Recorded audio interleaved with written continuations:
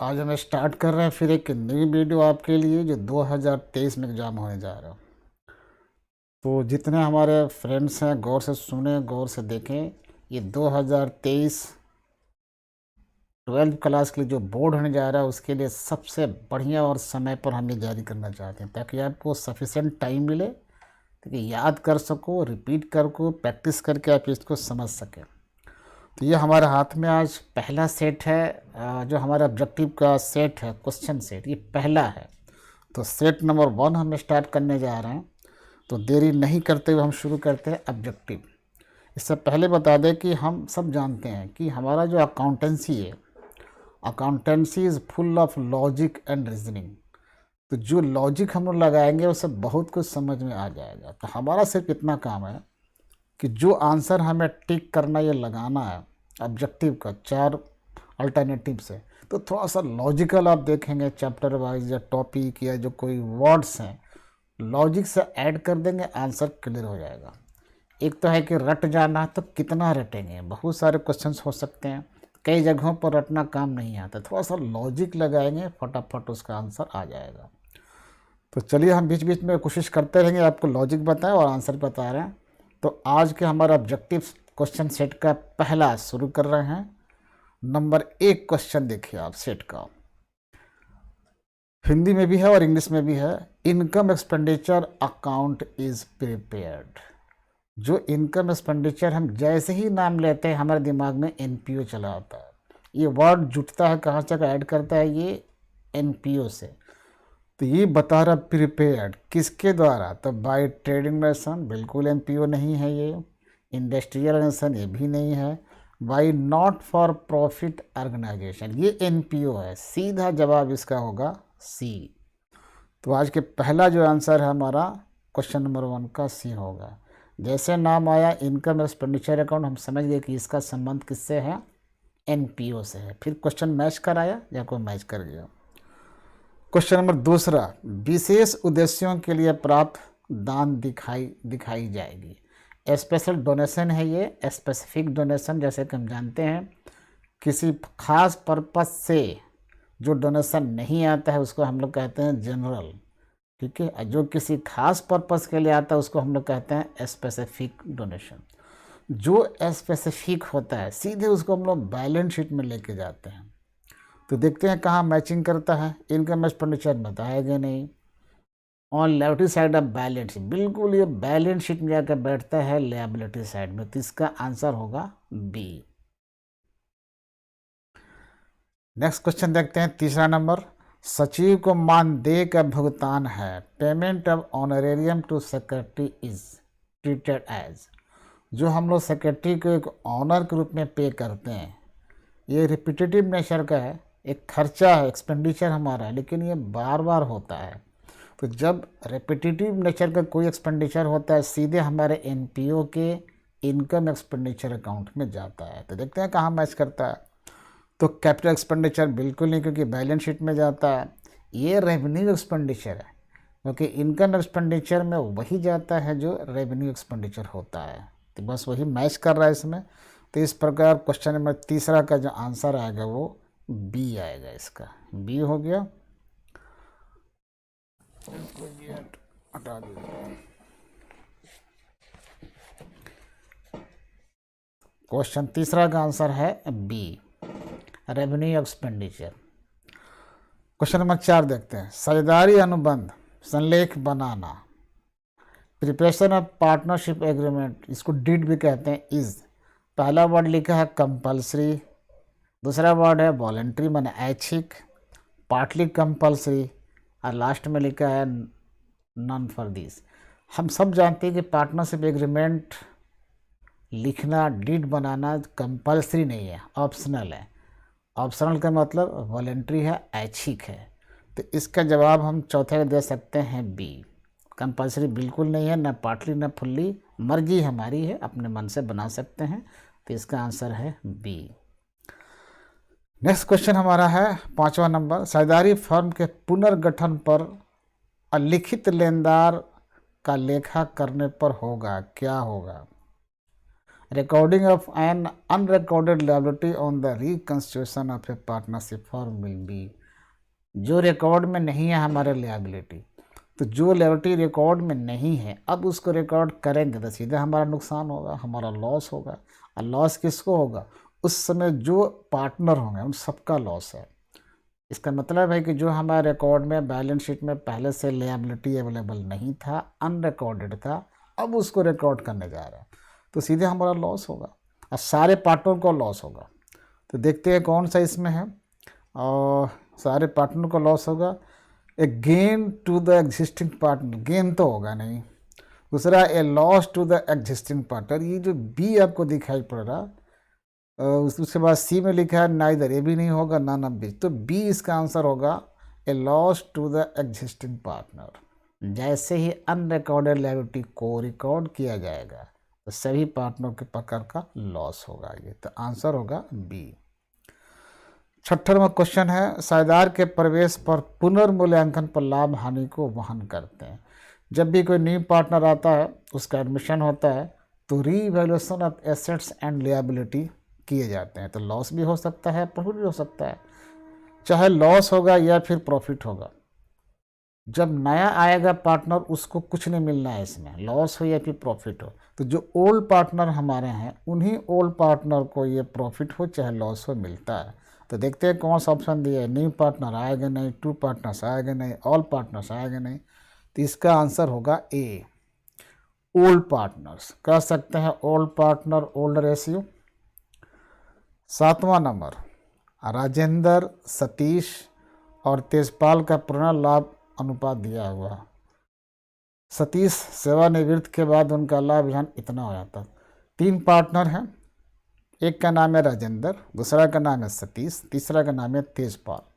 और देखना इनका जो रेशियो दिया हुआ है 2:1। इसको जब हम बट्टा में कन्वर्ट कर सकते हैं तो बनेगा 2/5, 3/5, 2/5 और 1/5। तो जो ऊपर होता है बट्टा में उसको हम लोग कहते हैं नोमिनेटर, और बट्टा में जो नीचे होता है उसको हम लोग कहते हैं डिनोमिनेटर। हम ट्राई करते हैं कि डिनोमिनेटर इक्वल हो जाए। तो जब इनका ओल्ड रेशो देखते हैं 2/5 आ रहा है, और जो न्यू रेशो इनका है वो भी 2/5, 3/5 आ रहा है, 2/5 आ रहा है, तो बड़ा आसान हो गया ये। जब नीचे यानी डिनोमिनेटर न्यू रेशियो में और ओल्ड रेशियो में इक्वल है, टेंशन ख़त्म हो गया। हम जानते हैं कि सेक्रीफाइस या गेन कैसे निकालते हैं, फार्मूला का प्रयोग करते हैं। तो यहाँ पर सवाल में हमें क्या निकालना है, गेन निकालना है।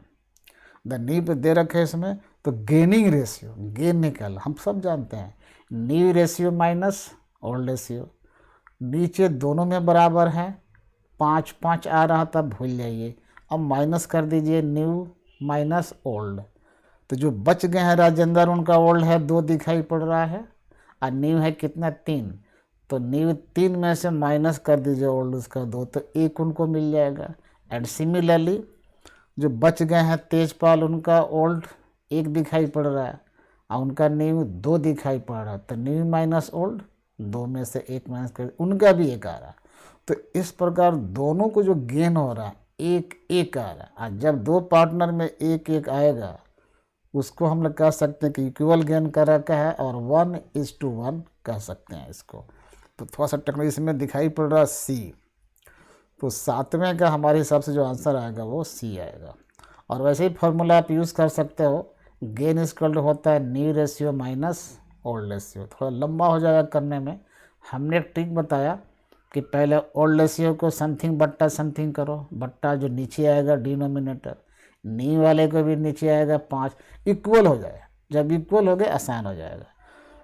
तो डिनोमिनेटर को भूल जाते हैं, फिर ऊपर वाले का अपना प्लस करना हो तो प्लस करेंगे, माइनस करना हो तो माइनस करेंगे, लेकिन यहाँ पर माइनस करना था, न्यू माइनस ओल्ड करना था। नेक्स्ट देखते हैं 8वां नंबर, एक साझेदार की मृत्यु होने पर संयुक्त जीवन पॉलिसी की राशि को किसके पूंजी खाते में जमा किया जाए। किसके पूंजी खाते में? भाई जब ज्वाइंट पॉलिसी है सारे पार्टनर के नाम से होगा, उसमें से एक भी पार्टनर अगर किसकी मृत्यु होती है तो सारे पार्टनर को मिलेगा, और जो मिलेगा तो बंटवारा करके उन सबको कैपिटल अकाउंट में जमा कर देते हैं। तो देखते हैं कहाँ मैच करता है। पहला ऑप्शन है ओनली द डिसीज पार्टनर, नहीं, सिर्फ एक को नहीं होगा, all partners including the disease partner, ये बिल्कुल जाके बात सही बैठती है, सभी पार्टनर को मिलेगा, जिसकी मृत्यु हो रही उसको भी लेकर, तो ये 8वें का जो आंसर होगा बी होगा। नेक्स्ट क्वेश्चन 9 नंबर, और 9 में कहता है साझेदार के प्रवेश पर पुराने स्थिति विवरण में दर्शाया गया संचय हस्तांतरित करेंगे। At the time of admission of a new partner, general reserve appearing in the old balance sheet is transfer to, ये ट्रांसफर जब पहले से रिजर्व पड़ा हो, कोई भी फंड पड़ा हो, अब एक नया पार्टनर आ रहा, तो नया पार्टनर का हक नहीं बनता कि जो पहले से रिजर्व है या कोई प्रॉफिट है या कोई संचित जो है, तो ओल्ड पार्टनर ही लेते हैं। Old partner, old ratio, old reserve, तो सीधे देखते हैं कौन सा मैच करता है। ऑल पार्टनर्स कैपिटल अकाउंट, बिल्कुल नहीं, ऑल में तो न्यू भी आ जाएगा। बी में है नए साझेदार के पूंजी खाते में, ये बिल्कुल बी, न्यू को तो मिलना ही नहीं है। पुराने साझेदारों के पूंजी खाते में ये है ओल्ड पार्टनर्स कैपिटल अकाउंट, इसका सीधा नियम है old reserve, old partner, old ratio, ये मैच करता है, तो सी इसका आंसर होगा। क्वेश्चन नंबर 10, लेनदार और देय विपत्र जैसे दायित्वों को वसूली खाते में हस्तांतरित करने के बाद भुगतान के संबंध में सूचना के अभाव में ऐसे दायित्वों का क्या करते हैं। जब हम रेशन अकाउंट बनाते हैं तो उसमें जितने आउटसाइड लायबिलिटीज हैं सीआर साइड में लिखते हैं, और फिर उसके इन्फॉर्मेशन बाहर दिए होते हैं पेमेंट के बारे में क्या करना है, कितना करना है। अगर पेमेंट के बारे में कोई सूचना नहीं है, there is no information about the payment of outside liabilities, in this case we have to pay full amount. अगर सूचना नहीं है कितना पे करना है क्वेश्चन में, तो ऐसे दायित्वों को पूरा पेमेंट करते हैं, तो शायद ही कहीं मैच कर रहा होगा। और ये लिख रहा है बी, बी में लिखा पूर्ण भुगतान होगा, फुल्ली पेड करेंगे, तो क्वेश्चन ये नहीं बता रहा कितना पे करना है, तो पूरा पे करेंगे, आंसर होगा बी। क्वेश्चन में 11 देखते हैं क्या कह रहा है। सामान्य उद्देश्यों के लिए प्राप्त दान दिखाया जाएगा। सामान्य मतलब जनरल पर्पस है, कोई खास, कोई स्पेसिफिक नहीं है। तो जब कोई डोनेशन हमको मिलता है जनरल, कहीं भी इस्तेमाल कर सकते हैं, तो ऐसे डोनेशन को हम बैलेंस शीट में नहीं ले जाते हैं, इसको सीधे लेकर चलेंगे इनकम मान करके इनकम एंड एक्सपेंडिचर अकाउंट के सीआर साइड में। देखते हैं कौन सा मैच करता है। तो ये इनकम एक्सपेंडिचर अकाउंट, अब सीआर साइड तो लिखा नहीं है, तो बस इतने काम चल जाएगा, तो 11 का आंसर होगा ए। आगे बढ़ते हैं 11 के बाद फिर हम 12 में आते हैं। Receipt and payment account usually indicates, जो हमारे रिसिप्ट एंड पेमेंट अकाउंट बनते हैं वो कैश बुक के समरी हैं, रियल अकाउंट है, उनका बैलेंस आया तो हो सकता है कि सीआर बैलेंस भी आए, हो सकता है कि डीआर बैलेंस भी आए, लेकिन अक्सर हाँ जनरली इसके बैलेंस हमारे डीआर बैलेंस आते। तो देखते हैं कौन सा मैच करता है। ये सरप्लस दिखाते हैं, हमको बैलेंस चाहिए, तो डीआर बैलेंस कहीं होना, कैपिटल फंड वो भी नहीं आता है, सी इसका आंसर होगा 12 का C, debit balance means DR balance दिखाते हैं ये। क्वेश्चन नंबर 13, साझेदारी संलेख की अनुपस्थिति में साझेदार को in the absence of partnership deed partner shall be paid salary, बिल्कुल नहीं। हम सब जानते हैं कि जब पार्टनरशिप डीड नहीं है, यानी पार्टनरशिप डीड में ये प्रोविज़न नहीं लिखा है कि किसको क्या पेमेंट देना है पार्टनर को, वैसे हालत में न तो उनको सैलरी मिलेगी, न इंटरेस्ट ऑन कैपिटल मिलेगा, न इंटरेस्ट ड्रॉइंग, कुछ नहीं मिलता है। तो देखते हैं कौन सा मैच करता है इनमें।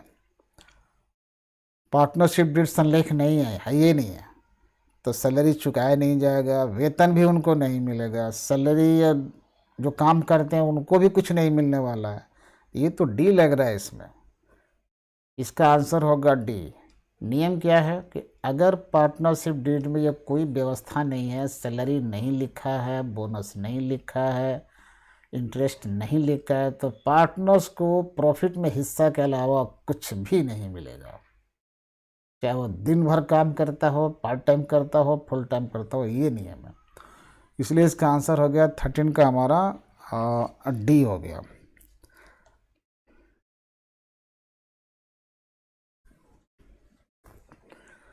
थर्टीन का डी सवाल अगर फिर देखना मांगे 13 साझेदारी सनडे के प्रिज्म तो है ही नहीं। 13 हमारा है ये क्वेश्चन।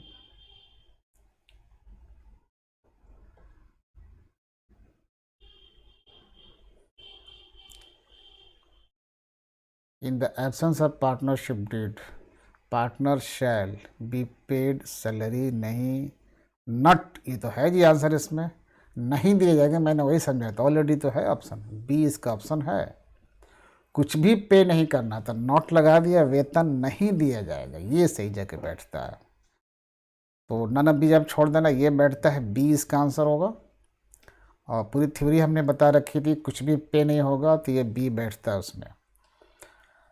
नेक्स्ट देखते हैं 14, साझेदारी फर्म से साझेदार का संबंध होता है। एक तरफ साझेदारी फर्म है, एक तरफ साझेदार है, इन दोनों का आपस में क्या रिलेशन है? पहला लिखता है एज ए मैनेजर, नहीं मैनेजर नहीं होते।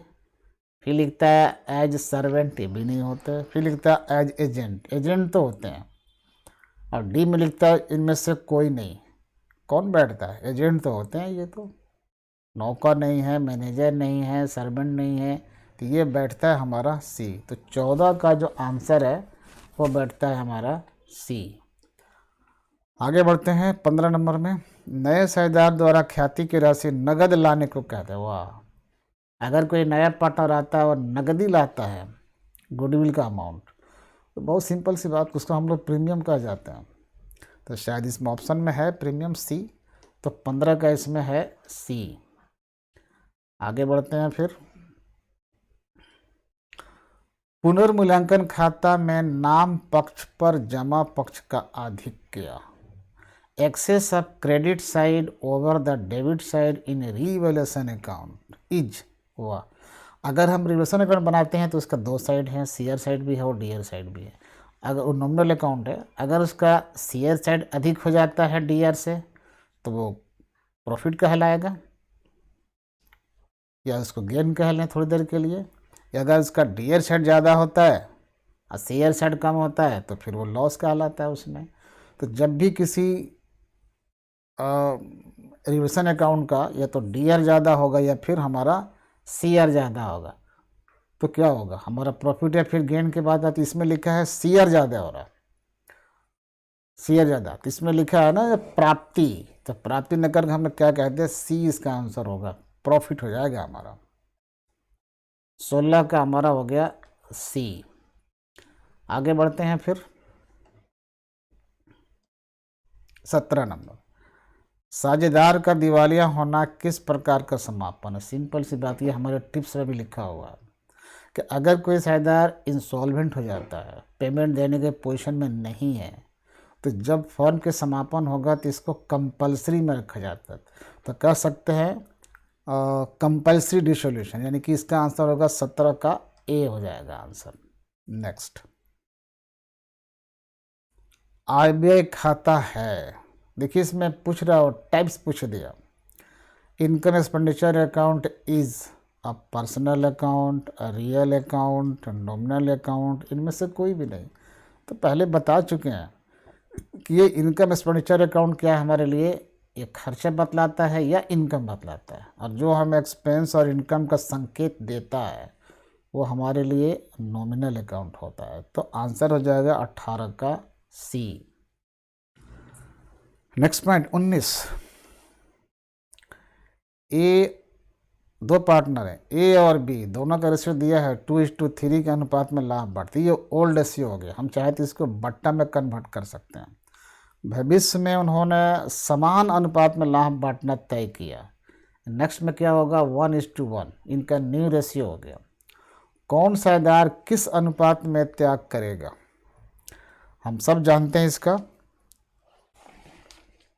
इसका फॉर्मूला हम लोग यूज़ करेंगे, कौन कितना त्याग करेगा। तो इसका फॉर्मूला क्या है, पहले बट्टा को हम लोग इक्वल कर लें। जब इक्वल करेंगे तो शुरू में इनका ओल्ड बनेगा कितना, 2/5 और 3/5, ये 2/5 हो गए और 3/5 हो गए। जब न्यू में आते हैं बराबर 1 1, तो ये हो जाएगा हमारा कितना,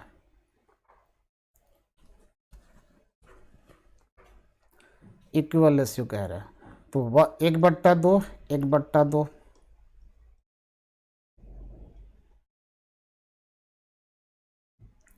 विच partner will sacrifice in which ratio, किसमें सेक्रीफाइस करेगा, तो माइनस कर देते हैं new, sorry old minus new, sacrifice निकल जाएगा।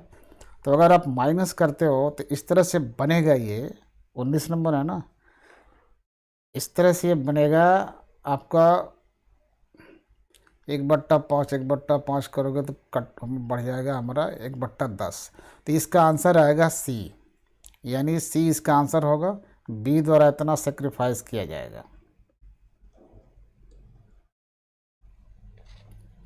उसका फॉर्मूला हम लोग यूज़ कर लेते हैं, old ratio minus new ratio.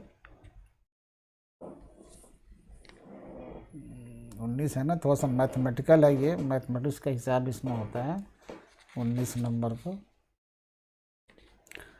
19 number इसमें, हाँ ठीक है, सी ही होगा बिल्कुल, 1/10,000 कट करके। चलिए ठीक है, next 20वां number,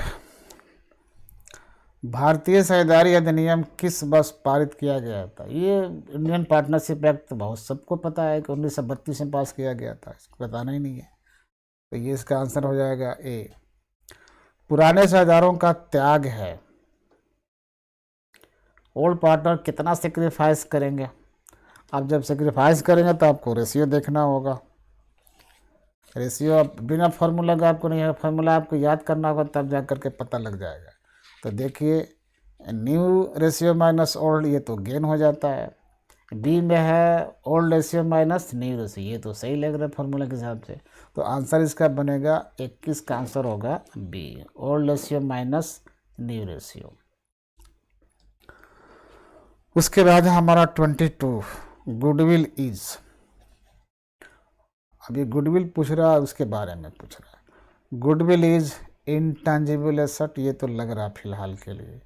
goodwill is invisible asset, ये दोनों शब्द का माने होता है, एक का आकार प्रकार नहीं है ए में, और दूसरा कहता है कि दिखाई नहीं पड़ता। ये दोनों गुण मिलते हैं गुडविल में। देखते हैं तीसरा क्या हो रहा है, इनटेंजिबल एंड इनविजिबल, ये दोनों गुण है ये इसमें, इनमें से कोई नहीं। तो इस हिसाब से सी जो है लग रहा, क्योंकि गुडविल एक ऐसा एसेट है जो जिसका आकार प्रकार भी नहीं होता, मतलब इनटेंजिबल है, और वो दिखाई भी नहीं पड़ता, यानी अदृश्य है। ये मैच करता है सी, तो 22 का आंसर होगा हमारा सी। Next point 23। अब देखते हैं 23 में कौन सा चल रहा है। जब साझेदार की तरफ से फर्म द्वारा वसूली व्यय का भुगतान किया जाता है, थोड़ा सा कठिन सवाल है, ध्यान रखना है। जब साझेदार की तरफ से फर्म द्वारा वसूली व्यय का भुगतान किया जाता है तो ऐसे व्यय को डेबिट किया जाता है। When realization expenses are paid by the firm on behalf of a partner, such expenses are debited to। इसका माने हुआ है कि जो एक्सपेंस पे करना था वो किसी पार्टनर को पे करना था, लेकिन फर्म में पे कर दिया। तो जब फर्म में पे कर दिया तो रियलाइजेशन में नहीं जाएगा, चाहे डेबिट या क्रेडिट, वो सीधे पार्टनर के अकाउंट में जाएगा, पार्टनर अकाउंट में जाएगा। और पार्टनर के लिए एक्सपेंस है तो पार्टनर के डेबिट कैपिटल अकाउंट में जा करके वो डेबिट होगा, वो डेबिट हो जाएगा। तो देखते हैं कौन सा मैच करता है। कितना नंबर था, 23। रजिस्टर अकाउंट ये नहीं आएगा, पार्टनर्स कैपिटल अकाउंट, और डेबिट कार्ड तो नहीं लिखा है, तो यही फिलहाल लग रहा। और सी भी नहीं होगा, डी भी नहीं होगा, तो पार्टनर्स के कैपिटल में ही जाएगा, क्योंकि ये जिम्मेवारी पार्टनर के थी कि वो एक्सपेंस का पेमेंट करे, बट फर्म ने किया तो फर्म उस पार्टनर से डेबिट के द्वारा वसूली करेगा ये। नेक्स्ट पॉइंट 24 नंबर, 24 नंबर, इनमें से कौन सी क्रिया वित्तीय क्रियाओं के अंतर्गत आती है। हम सब जानते हैं 3 क्रियाएं होती हैं, ऑपरेटिंग एक्टिविटीज़, इन्वेस्टिंग एक्टिविटीज़ और फाइनेंसिंग एक्टिविटीज़। तो जो इन्वेस्टिंग है वो इन्वेस्टमेंट से या फिक्स एसेट से संबंधित होती हैं। फिक्स एसेट को खरीदना या बेचना, इन्वेस्टमेंट को खरीदना या बेचना, तो उससे होती हैं। और जो ऑपरेटिंग हमारे होते हैं, बाकी जो ऑपरेशनल एक्टिविटीज़ है उससे होती हैं। जो व्यापार का मेन फंक्शनिंग है उससे जो कैश का आना जाना है वो ऑपरेशनल हो गया। और जितने हमारा शेयर इशू या डिवेंचर इशू या उनके रिडेम्पशन से कैश का आना जाना होता है वो फाइनेंसिंग हो जाता है। चेक करते किससे मैच कर रहा है ये 24। Receipt from issuance of equity shares, which of the following activity comes under financing। बिल्कुल फाइनेंसिंग की बात हो रही है तो फाइनेंसिंग 2-4 बिंदु याद रखने हैं। शेयर होना चाहिए, डिवेंचर होना चाहिए, और शेयर के डिविडेंड होना चाहिए, और डिवेंचर के इंटरेस्ट होना चाहिए। 4 बातें हैं और पहले ही दिखाई पड़ रहा है। Receipt from issuance of equity share, share को जारी करने से मिला है तो ये हमारे फाइनेंसिंग हो गए। और कैश सेल्स ये नहीं है, बैंक ऑफ ड्राफ्ट ये भी नहीं है, परचेज ऑफ डिवेंचर ये भी नहीं है। ठीक है, तो रिसीप्ट फॉर्म 24 का हम कह सकेंगे ए, फाइनेंसिंग एक्टिविटीज़। अगर कोई कहता है कि परचेज ऑफ डिवेंचर है, वो गलत है। परचेज हमने किया, डिवेंचर मीन्स हमने इन्वेस्टमेंट किया है, वो चला जाएगा इन्वेस्टिंग में चला जाएगा, और बैंक ड्राफ्ट इसमें आता नहीं है। ठीक है, तो इसलिए हमारे जो शेयर से रुपये जो आ रहे हैं इशू करने पर या उसका रिडेम्पशन करने पर, अगर हमने डिवेंचर इशू किया है तो आएगा फाइनेंसिंग में। और उस डिवेंचर को जब हम पेमेंट करेंगे, लोन है, कर्जा है, चुकाएंगे, तब आएगा फाइनेंसिंग में।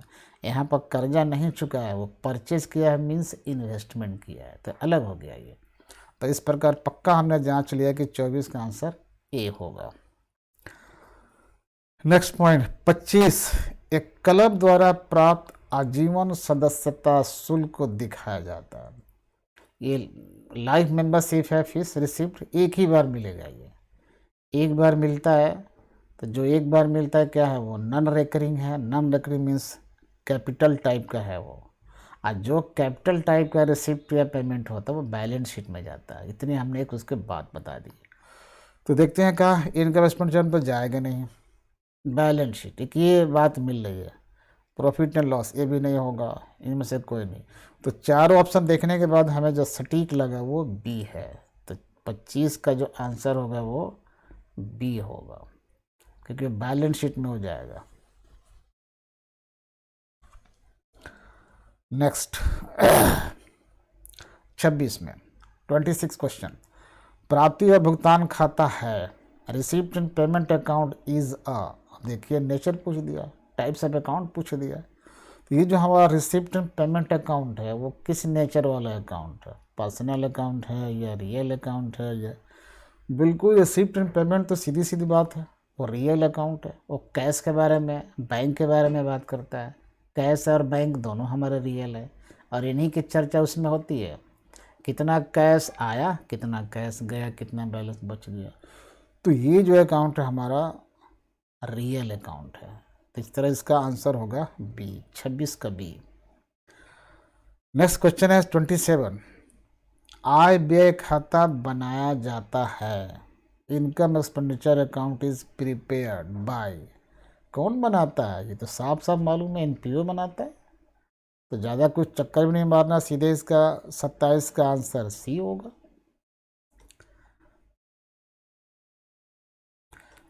28, 28 नंबर क्वेश्चन,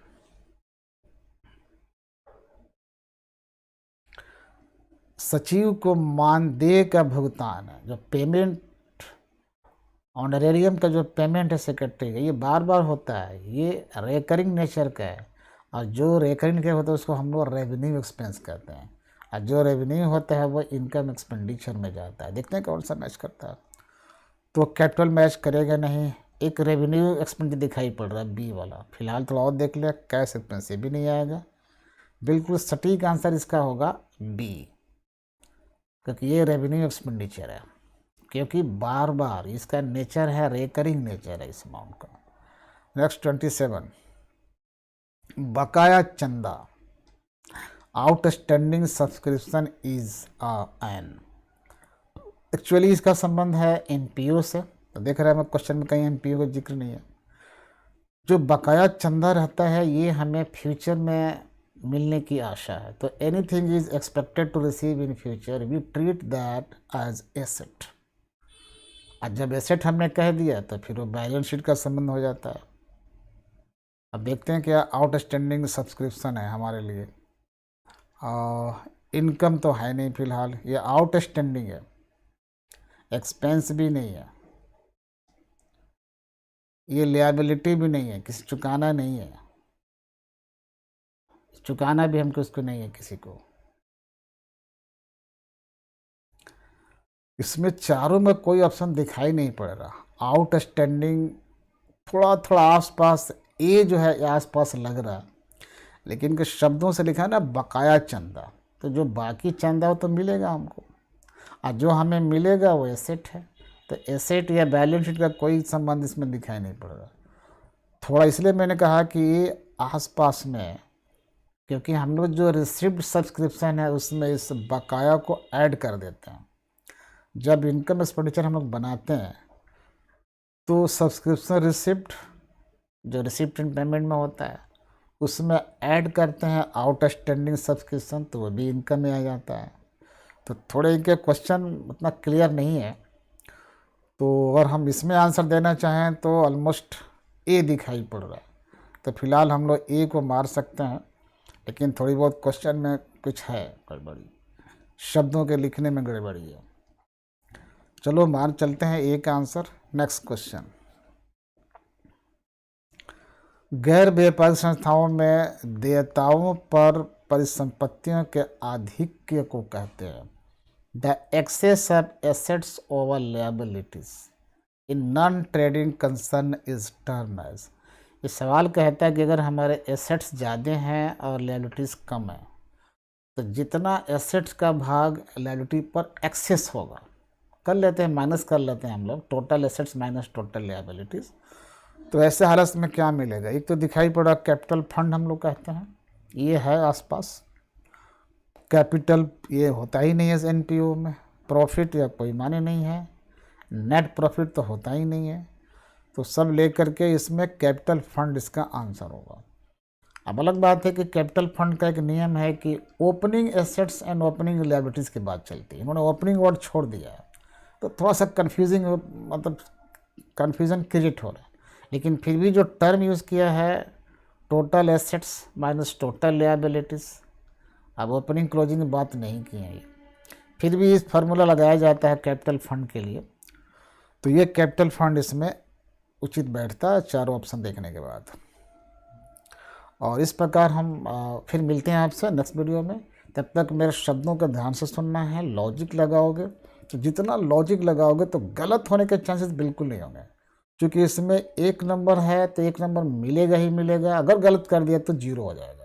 इसलिए थोड़ी सावधानी बरतनी है, क्योंकि हमें हाई स्कोर खड़ा करना है। ठीक है जी, ओके, थैंक यू। क्या आप कॉमर्स कोचिंग ढूंढ रहे हैं? Class 11th, class 12th, BCom, CCom A या नौकरी पाने के लिए कोर्स करना चाहते हैं, लेकिन कॉन्फ्यूज्ड है कि उनमें बेस्ट कॉमर्स इंस्टीट्यूट कौन सा है? विजिट IDA कॉमर्स, जहां आप योग्य और अनुभवी शिक्षकों से पढ़ेंगे, चाहे क्लास में हो या ऑनलाइन घर पर। हम हर स्टूडेंट को सारे कॉन्सेप्ट्स पूरी तरह से समझाते हुए पढ़ाते हैं। हमारी सेवाएं क्लास 11th, क्लास 12th के अलावा BCom honours, CCom A, DCA, ADCA, tally की तैयारी कराई जाती है। साथ ही अकाउंट्स मैनेजर और स्टोर कीपर की भी ट्रेनिंग कराई जाती है। आज ही जुड़िए हमारे साथ, अपने उज्जवल भविष्य के लिए स्क्रीन पर दिए गए नंबर्स पे कॉल करें या हमारी वेबसाइट